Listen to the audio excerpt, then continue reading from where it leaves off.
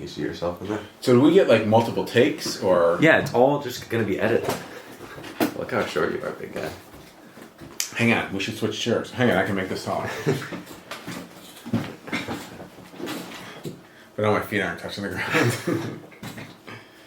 This is all going in the video, just so you know. Are we videotaping this? That's being recorded.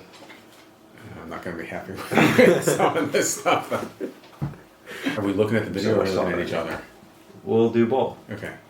You're fine, don't worry. Okay. All my videos are awkward. Alright, welcome back everybody. Welcome. If you're new here, I am here with my dad today, who I've talked a lot about on some of these videos. Very influential to me in terms of reading in general, what I read.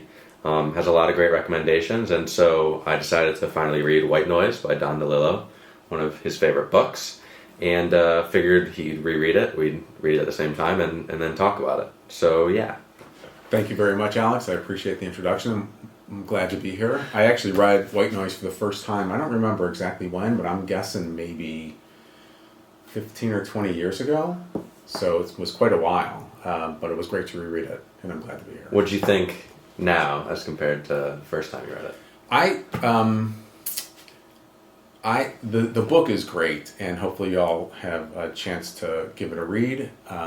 There's so much that's going on with it. What I didn't remember was how funny it was. And there were a dozen times, at least, that I just cracked up out loud because the writing, the conversations that are in the book, you know, again, there's a lot going on, real thoughtful, a lot of complex things being addressed. But the humor, I just don't remember it being as funny as it was. It was hysterical. It's kind of interesting because when I was reading it, I wasn't necessarily laughing. It was obviously very hilarious, and as I went back and like kind of wrote down things I wanted to bring up, I was like, this is just absolutely hilarious, and you text me stuff, lines, and I'd be like, that is really funny. But when I was reading it, I was taking it very seriously. It wasn't like it kind of reminded me of Saunders in that way, where I feel like I read his stuff, and some of it is so absurd and kind of in these like not exactly science fiction but just like these crazy situations, and here it's more dialogue based, but I was like so in the story, I felt like I was just like it all made sense to me what they were saying, even if it was like crazy. So yeah, I don't really know, and maybe that's the biggest difference for me reading it again 15 years later is I don't remember feeling the way I felt this time about how funny it was at times. Some of the discussions that I wanted to bring up. I mean, some of the most hilarious lines, like you loved, were people that's done before television. This one was crazy. Where, let's see if I can find this. Yeah, so they're talking about so there had to be large cities in the northern parts of some states, or were they just north of the border in the southern part of states, just to the north? What she said could not be true, and yet I had trouble momentarily disproving it. I could not name cities or mountains to disprove it. There had to be mountains in the southern part of some states, or did they tend to be below the state line in the northern part of states to the south? I tried to name state capitals governors. How could there be a north below a south?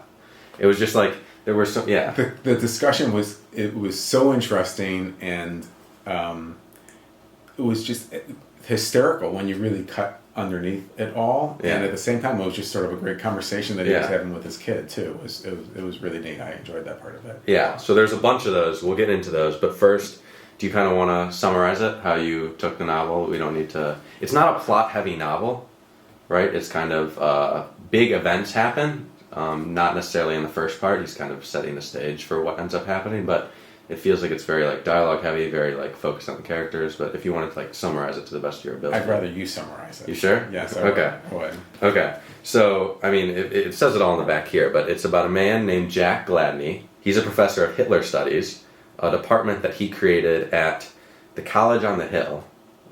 Great name. And he has a wife, Babette, his fourth wife. He has a million kids, but the ones that are at his house, which are Babette's previous marriages, his previous marriages, and theirs together. I honestly forget which ones are which, but it's Steffi, Heinrich, who's hilarious. Wilder, right? He's the baby. Wilder, the baby. Yeah. And the other, and Denise. Yeah, Denise. Yeah, right. so those are the four with them. who are all very interesting characters in their own right. So he's going about this. There's a lot of talk. It's divided into 3 sections. The first section, you kind of seeing their day-to-day life, some of these ridiculous conversations that happen. It seems DeLillo's trying to make a statement about the way we communicate in our family and in the American family structure. And then there's a toxic chemical spill, and that's kind of part 2. Their reaction to it, the world's reaction to it, kind of foretells a similar reaction to COVID. It's very interesting. It's interesting reading now. I mean, you read it before. It is. Well, and it was written in the 1980s, right? Yeah, in the 85. 80s. 86, Yeah, and it takes place in that time. So it is very, there's a lot of things that you read in the book today, or when it was written 40 years ago, that you could see being discussed today. I was listening to the New York Times fiction podcast today, and they were talking about Edward P. Jones, who I'm preparing to do a video on, and they were kind of referencing how a great writer never writes a novel, never tries to write a timeless novel, but great writers' novels end up being timeless in a way. And so it feels like that's kind of what happened. It's not necessarily right. Cell phones aren't in this. Yeah. But it feels like it could have been written today based on today's events. It really does. And you can lift it from the 1980s into the 2020s. And it just, even that comment about like the TV and were people this stupid before TV, it sort of felt like that fit into today's exactly world even better, right? So I don't remember TV in the 80s having that view, but I do today. That's the interesting thing, because now you look back and you're like, well, there was nothing back then. So it's interesting to think about. I mean, he seems to see TV as catastrophic as some people see phones now and social media and things like that. And so while he's not referencing phones and social media, he does kind of have the concept of white noise is this kind of buzz that exists in America, it seems like, which is, I mean, I marked some pages. I mean, there's a million examples of these, so the first one I found when I was skimming through, but right, they're having a conversation, and then DeLillo just butts in. The TV said, now we will put the little feelers on the butterfly. And then they go right back to the conversation. So it's always the radio said, the TV said, a man on the TV said, like, this reporter said this, that. He's kind of really looking at our need to banish silence from our lives, to take in everything we can, whether it's TV or whether it's radio or whatever the media may be. He's also references a lot like the materialism that exists in this world. Yep. It's interesting because at the end, the ending is not, I mean, it is a big event, but like the end isn't a big event. And he kind of talks about how people are coming together like away from radios and things like that to watch the sunset, away from their TVs, and you kind of have this like peaceful moment.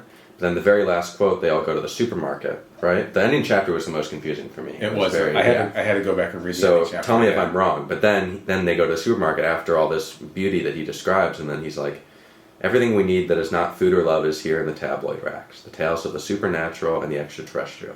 The miracle vitamins, the cures for cancer, the remedies for obesity, the cults of the famous and dead. So it's interesting. He never really... Yes, and this was one that I really liked too. So... they were like life after death guaranteed with bonus coupons. Like there's all this stuff. And so that's the third part. Going back to the summary, the third part is all kind of revolves around this fear of death and remedies for it that they kind of reference in the beginning. They always talk about him and Babette. Who's going to die first? It comes up like, where are the car keys? Like that's the kind of question it is.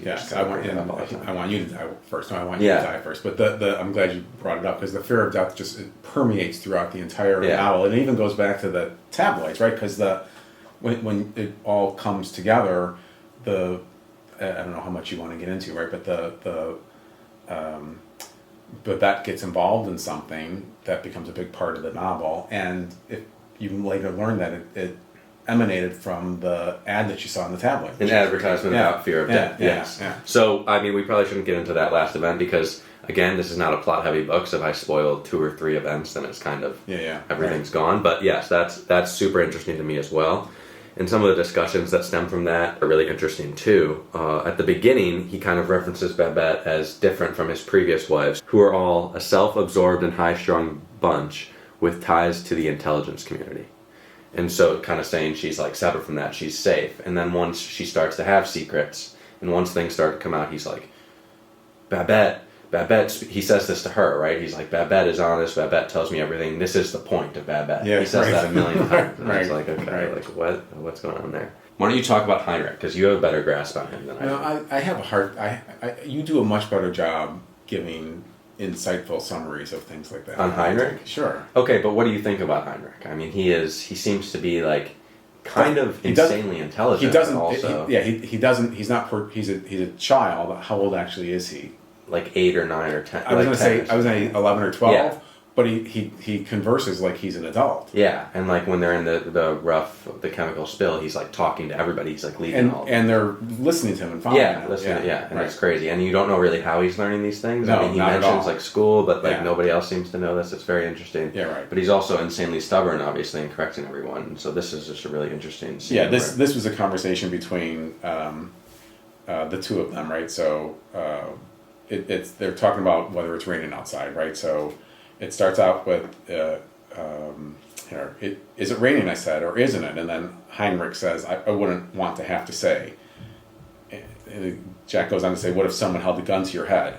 Who? You? No, someone. A man in a trench coat and smoky glasses. He holds a gun to your head and he says, is it raining or isn't it? All you have to do is tell the truth, and I'll put away my gun and take the next flight out of here. And then Heinrich says, what truth does he want? Does he want the truth of someone traveling at almost the speed of light in another galaxy? Does he want the truth of someone in orbit around a neutron star? Maybe if these people could see us through a telescope, we might look like we were 2 feet 2 inches tall, and it might be raining yesterday instead of today. Okay, Jack goes, he's holding the gun to your head. He wants your truth. What good is my truth? My truth means nothing. What if this guy with the gun comes from a planet in a whole different solar system? What we call rain, he calls soap. What we call apples, he calls rains. What am I supposed to tell him? Right? And it goes on. And it just, he's not a 12-year-old kid or however old he is to have a conversation like that. And like you had said, I don't know where he's getting these thoughts from or building up sort of this stubbornness and his views. But it's a great conversation. It's a great part. So what's interesting about that to me is that he's not a 12-year-old kid the way he's talking at all. But he is a 12-year-old kid Yes. because you notice that they hang on to that thing that you say when they argue, like they won't let it go. Yes, which is something that a teenager even does. I mean, everybody kind of does it to a degree, and you even see that happening throughout the book.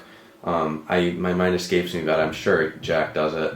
The part where is it Steffi is concerned about her mother Babette smoking cigarettes. Yeah. Yes. It's like no, she's concerned about her chewing gum. She doesn't want her to chew gum. Yes, right. So she says like, well, I can smoke cigarettes then. It's either cigarettes or gum. She's like, why not? Why does it have to? Why does it have to be both? Right? Yeah, right. And then the next chapter you find out Steffi is addicted to burning toast.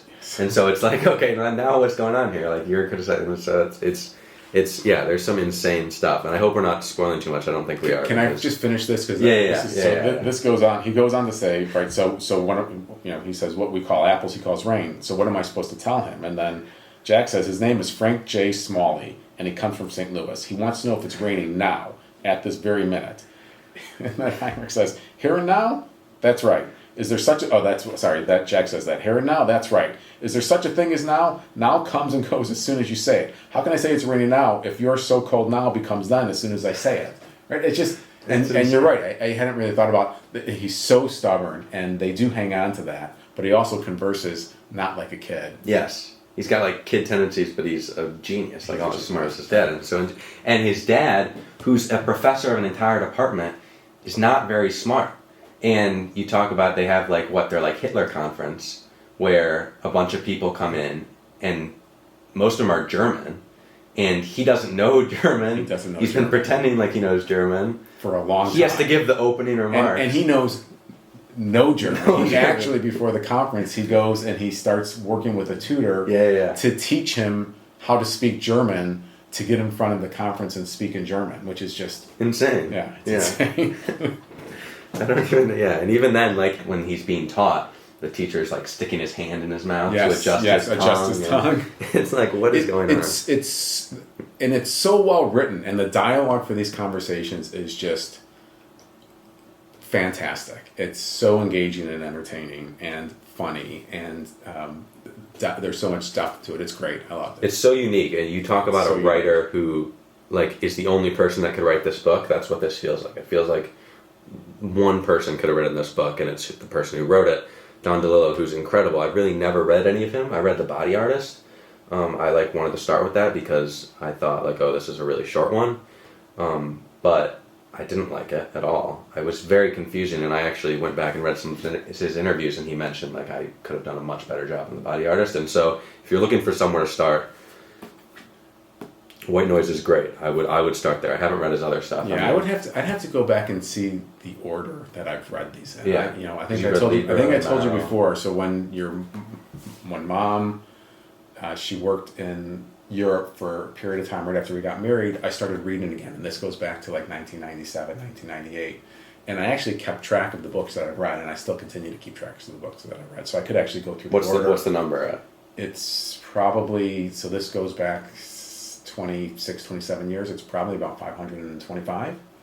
And it is chronological. Yeah. There's an order. Cool. There's an order to it. Like 5 or 10 years ago, I actually started keeping track of on a yearly basis. Mm-hmm. Before that, it was just sort of a run rate of all of the books that I've read. So I could see whether I read this first or not. But at the time I started reading in the late 90s, really reading back then, I don't think I knew who he was. I certainly didn't know of DeLillo back in the 80s when these books were coming out. Mm-hmm. I had heard about him. I was reading a lot of different things. I actually heard about Underworld, I think, first, which was sort of, I think, oftentimes referred to as one of the great American novels, and it's a fantastic book, and maybe we can read that together. Yeah, what is it, like 900 pages? It's a lot. Yeah. It's a big over book. winter break. It's a big book, but anyway, so like I said, I don't remember the order that I read these in, but this is a great starter. I mean, it's a good length, right? 325, 350 pages. Yeah. I don't want to say it's an easy read because there's so much that's going on, but it is a relatively quick read, especially because of all the dialogue that goes on. It's great. And of the books that I've read of his, I've enjoyed a number of them, but this is right there. Right there at the top. Yeah, and I would say neither of us are big on, if you're watching this and you're wondering what the heck this book is about, like we don't really know either. It's almost like there's a million short stories inside of it too. Like there's so many sections. And the thing that feels great about this to me, and you were asking me this the other day, why do authors write short stories as opposed to novels? Yeah. And I think I said like, well, you spend 5 years on a novel and it's not good, like you're screwed. You write a bunch of short stories, get published, work your way up, but also you can say a lot more with many short stories as opposed to a novel. And if you're going to write a novel, you want to, and as someone who has never written a novel, I don't know what I'm talking about, but you want to put kind of all of yourself into this thing, and you have to be able to use these characters to hit from so many different angles, and it feels like he really does that, starting right off the bat with The College on the Hill, where it's like everybody, what do they drive? Everybody has a station wagon. And like that's almost a short story in itself. Everybody's station wagon pulls up to the college, yes. And he's being all judgmental. And he watches that every year. Yeah, yes. And he's like, "Oh, these. Of course, we have station wagon too." And so it's like, whatever. And then you get to the barn. Yes. The world's most photographed barn. So I've heard that it's like a statement about the Mona Lisa, kind of. It may be. I haven't heard that, but I certainly could see that. I don't know if you want to. Do you have that where you can actually read that section? So I didn't really look into it, which I maybe should have because I tend to when I want to talk about something. But yeah, so he's with Murray J. We're going to talk about Murray. Yeah. Yes, right. I mean, like hilarious, makes good points sometimes. Also is kind of insane. He's very like an academic of the world. Where what is he? He's a visiting professor. Yes, that's right. But he kind of like goes around with his notebook everywhere, and he's just trying to like observe everyone and everything. Yes, and he used to be a sports writer. Right, if I remember, wasn't he a sports writer? Yes, and then I think so. He's developing a class based on Elvis. He wants to do what Jack did with Hitler. With Elvis, right? He's like, which is one of the first lines he speaks, and he's like, "I want to do this with Elvis." Yes, right. And they take it so seriously, and you're like, "Okay, like." Yeah, and he shows up everywhere. Yeah, everywhere. He runs into him in the supermarket. Always, like every time he's there, he runs into him there. And Murray has a bit of a unusual relationship with Babette. Mm-hmm. Sort of hard to tell if she has really strong hair. Yeah. Important hair is one of the first things he says. Your wife has important hair. Yeah. When somebody dies, one of the professors dies, he's like, I found out he died and I ran right to the supermarket. Yes. And you're like, okay, like what is this? So the supermarket's a really interesting place in the book as well. But getting back to the barn. Yeah, so right. He says, so it's the world's most photographed barn, I think is what it's called. The most photographed barn in America. It's not the world, but So that's what they're. So we counted 5 signs before we reached the site. There were 40 cars in the tour bus in the makeshift lot. So kind of this ridiculous idea that everybody just takes pictures of this barn, and that's why you go there. Yes. Because people take pictures of it. Yeah. But Murray says, so here's kind of, no one sees the barn, he said finally. A long silence followed. Once you've seen the signs about the barn, it becomes impossible to see the barn. He fell silent once more. People with cameras left the elevated site, replaced at once by others. We're not here to capture an image, we're here to maintain one. Every photograph reinforces the aura. Can you feel it, Jack? An accumulation of nameless energies. Then he says, being here is a kind of spiritual surrender. We see only what the others see. The thousands who were here in the past, those who will come in the future, we've agreed to be a part of a collective perception. A religious experience in a way, like all tourism. Yeah. What was the barn like before it was photographed? He said, what did it look like? How was it different from other barns? We can't answer these questions because we've read the signs, see the people snapping the pictures, we can't get outside the aura. We're part of the aura, we're here, we're now. He seemed immensely pleased by this. So I like how he always tosses those lines at the end where it's like, okay, this guy is ridiculous. But while you're reading that, you're like, oh my god, like, we do that. Like, you take pictures of something just because somebody decided some point that something was important. So you're and now that's why it's all, now, like, we don't really, nobody appreciates, and maybe it is a gorgeous barn. Yeah. It's not even really that, I don't think there's a huge description about it. Right? But no, it's just the idea of going to take a picture of it. It's like, it's crazy. And it's funny when you talk about like a bunch of short stories. I mean, it's sort of interesting. The book is, like you had said, it's in these 3 segments, right? And the first the first is very short chapters, right? They're super short. They're very brief. And a lot of times when you have a lot of chapters in a book, to me, it's like there's a couple of different characters that you're following in one chapter, and it sort of alternates, right? It wasn't that at all. They sort of do build on one another. It gives an opportunity to introduce a bunch of different ideas. Maybe it does give a feel for different short stories. For short stories. The middle section on the toxic event, quite lengthy, right? It was probably 70 pages. Was it just one chapter? I think it was just one chapter. I know it was just one chapter, 50, 60, 70 pages, very different than the beginning of the book. And then the third part of the book, chapters again, but probably a little longer. Some short ones, some long ones, yeah. So, and it was just very interesting how it was all put together, and maybe there is a little bit of a feel of how you can see these being a little bit of like short stories. Yeah, it is. It's really interesting. And he does bring in a lot of different characters, oftentimes just for a portion, or they'll come back up. The aurist, who is Heinrich's friend, with the snakes. So what does he want to do? He wants to sit in a cage and he wants to sit in a cage of snakes for 72 hours or something. No, like that. for even long. It was like days, wasn't it? It was days and days, right? He wanted to set the world record for sitting in a cage with poisonous snakes. Again, it gets back to sort of this death and fear of dying, and he didn't have a fear of dying, right? Whereas you see this fear of dying permeating through a lot of other characters and how it keeps on surfacing in different ways. He's not at all worried if he dies. He's not at all. I think he's. And the way he doesn't even think he's going to get bitten by any of these snakes. Like somehow he's going to sit there, and wasn't he like practicing? I forget what it was, whether it was not eating or. Yeah, he might have been not practicing going to the restroom. He's like worried about like eating a certain amount of food so that he doesn't really have to eat when he's in there. He wants to sleep standing up, so he's been like sleeping, sitting up or standing up or whatever it is. The snakes are supposed to be venomous. The way that it actually ends that was the funniest part of the book to me. When I read those couple lines and I was like, of course that's what happened. Yeah.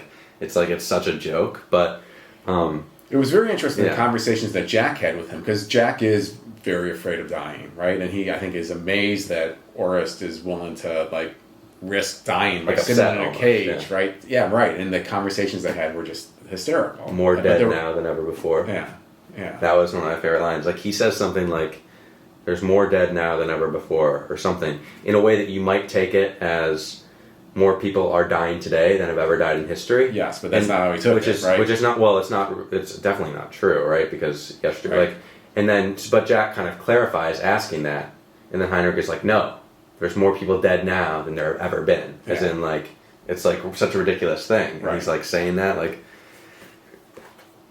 yeah, I don't know. They have very funny. And it was sort of like, to me, of course there's more people dead now than ever before, because everyone that was dead is still dead, and now more people die, right? But you could, which is hysterical, right? But you could read it the other way, which was, to your point, like, more people are dying now. It's conversations like that in the book, the discussions in the book, that I don't remember I mean, they're so hysterical, and that's not all that this book is. It's so much more than that, but I just really don't remember thinking about the first time I read this, thinking back about how funny it was. I didn't even remember that I felt that way. So maybe it was the second read, but there were literally times that I was sitting on the sofa reading this that I couldn't contain myself. I would just crack up. Mm-hmm. I think you were looking at me like I was crazy, but it's really enjoyable. Yeah. Really a great book.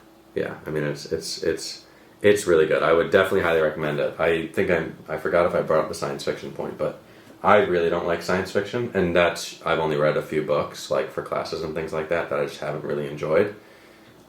This kind of, by the plot, it almost kind of sounds like it, but not really. So I really did like this one. Do you read? You don't read much science fiction either. I read very little science fiction. Yeah. So it's not at all. I don't intentionally avoid it. Like I'm always looking for a book that someone's willing to just recommend. Say, hey, I read a book and it's good. Yeah. Like, I don't care if it's fiction or nonfiction or what it's about. If I have a recommendation from a source that I trust, I'll give it a try. Yeah. So you get a lot of like New York Times, those things, and then I get a lot of mine from you, and then okay, let's see if there's. Stop taking my books. Let's see if there's, or at least give them back. I do give them back. I don't know about that.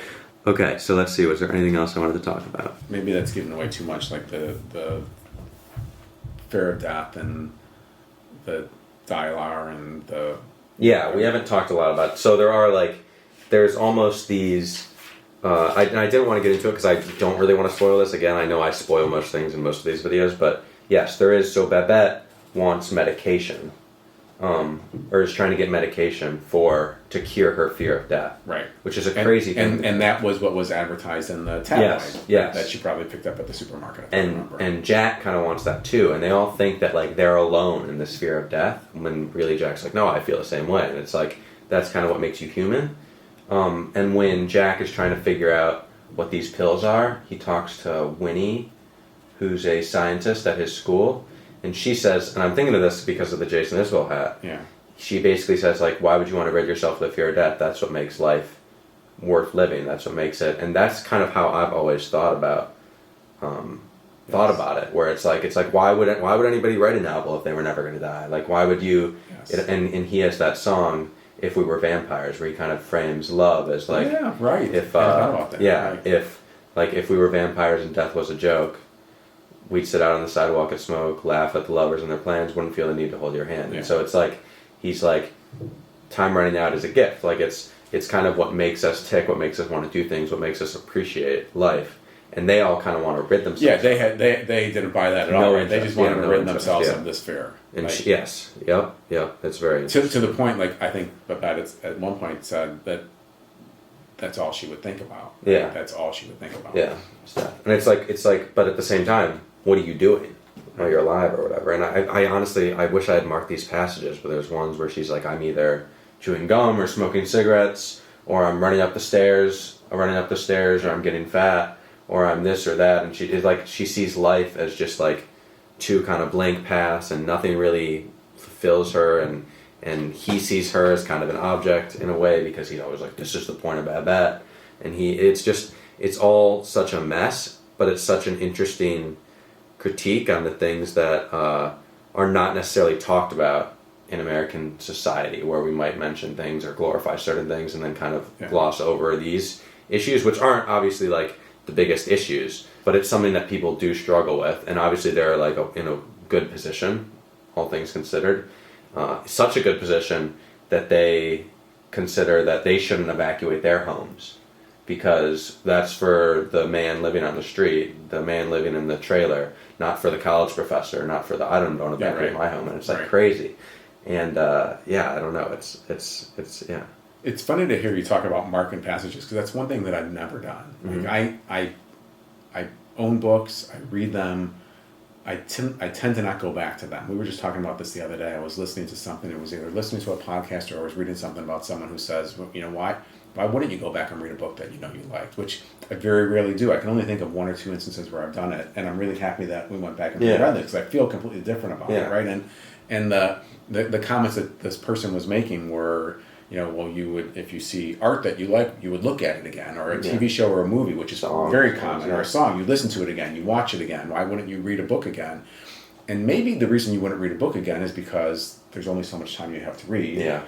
And it takes a long time. So maybe I should mark passages and actually And just know, go like, back and look at it. I know I told you I thought chapter 37 was hysterical. Yes. So I had this open as chapter 37. Great. And I don't remember exactly why I thought it was hysterical. So I'm like looking, and all I see are words. And maybe I should have underlined a few things or made a star. Like, oh, that's what I really thought was great, right? So maybe I'll get in the habit. It's interesting because I always think, I don't reread a ton of books either. There are certain ones I've read a million times. Frankenstein. There's some Nabokov I'm going to have to read again for class. So a lot of it is for classes. And I don't tend to underline things. I like to put like tabs and stuff, which I got into the habit of doing just because of essays, and I need quotes and things like that. And now that I want to talk about the books, it makes it so much more enjoyable. To be able to go back just like in general, it makes it more enjoyable, and then it makes it easier to talk about the book as well. So I do enjoy underlining things. It definitely made it easier, and obviously because this is like our first video together, I wanted to have like so many things to jump off from, and I have a million things underlined. So this is like half. This is not even half of the stuff, but it is interesting, and maybe you would enjoy it. I'll mention that I listened to a podcast and it's a podcast where they interview authors, and the last question that they always ask the author is, "What's the book that you've read the most times and why?" So again, I've never really thought about rereading it. I've heard that question for the last 6 or 12 months that I've listened to the podcast. Hasn't really caused me to go back and reread anything. But the fact that you wanted to read this book and I had to go back and reread it, and I heard this conversation that I just mentioned sort of at the same time, I don't want to spend all my time rereading things either. But there's something to be said for like grabbing a book that you know you liked and flipping it and seeing that you mark some pages or passages or underline some lines and just enjoying that. So I think maybe I'll start doing that. Yeah, I feel like a lot of people who are really rereading stuff tend to be people writing, because if there's a book that's done really well, you want to just figure out its secrets, and you're going over. And these are authors, and I have 30 books lying around there. It's like, okay, 20 upstairs that I haven't read, and you don't have forever to read. Yeah, exactly. So it's definitely an interesting thing, but yeah, I don't know. Do you have anything else you want to touch on with this book? Can I look at your notes? Yeah, so I've got Babette, station wagon scene. Oh, this is interesting, where they're having that. Your wife's hair is a living wonder. This is we can touch on this last thing with Murray just because I thought it was funny. I feel like this has been kind of like what I did with Tolstoy, if you watch The Death of Ivan Ilyich, where I just go through things, but go through text. So, but yeah, this is a conversation between Murray and Jack, right? Yes. Okay, yes. So this is a conversation between Murray and Jack. It starts off with Murray saying, "Your wife's hair is a living wonder." Jack goes on to say, "Yes, it is. She has important hair. I know. I think I know what you mean. I hope you appreciate that woman." "Absolutely, because a woman like that doesn't just happen. I know it. She must be good with the children. More than that, I'll bet she's great to have around in a family tragedy. She'd be the type to take control, show strength and affirmation." And then Jack goes on to say, "Actually, she falls apart. She fell apart when her mother died." "Who wouldn't?" says Murray. And then Jack goes on to say, "She fell apart when Steffi called from camp with a broken bone in her hand. We had to drive all night. I found myself on a lumber company road, Babette, weeping." Murray goes on to say, "Her daughter, far away among strangers in pain? Who wouldn't?"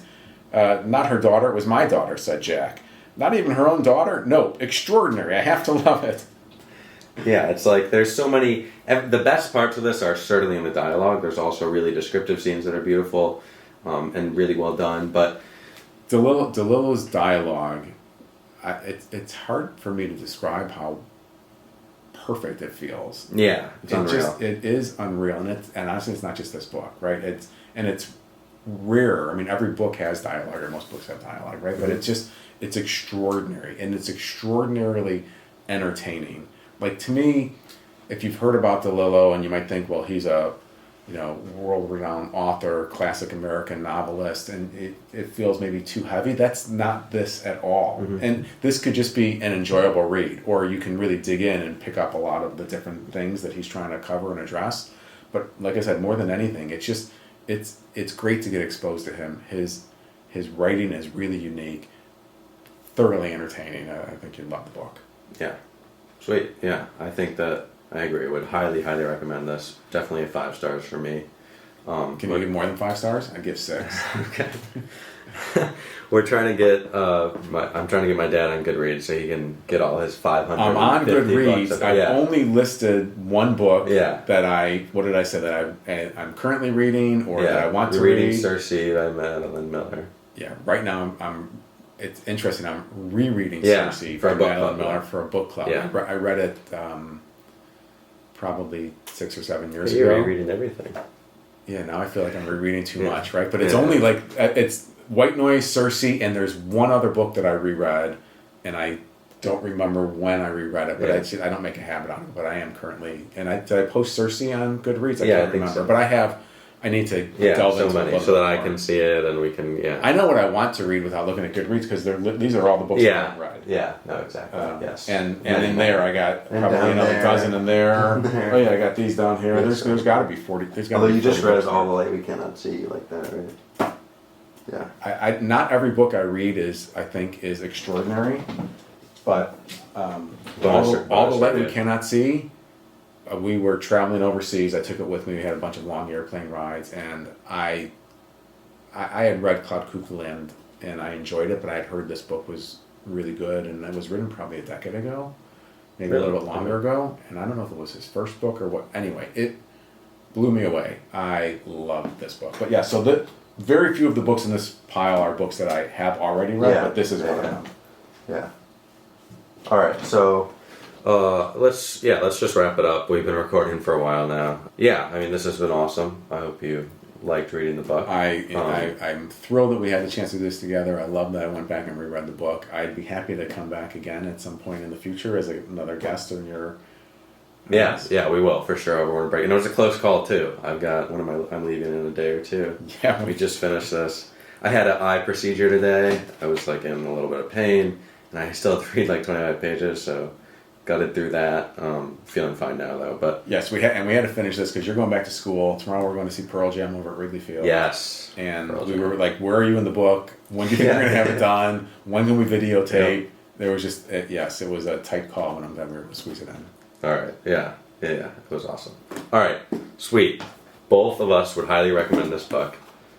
This is, what is this edition? Text and Criticism. So that's further. I mean, amazing book. Was awesome to read it with you. I will have another video coming out. I don't know which one's going to be first. It's Claire Keegan, Edward P. Jones, or this. But yeah, this is awesome book. Was really great to get a chance to do this with you. My dad's the coolest guy in the world. Was awesome to have him on. Thank you. And yeah, so very nice of you to say thank you. yeah, and can't wait to do this again. So yeah, thanks for watching, everybody. Thanks for watching.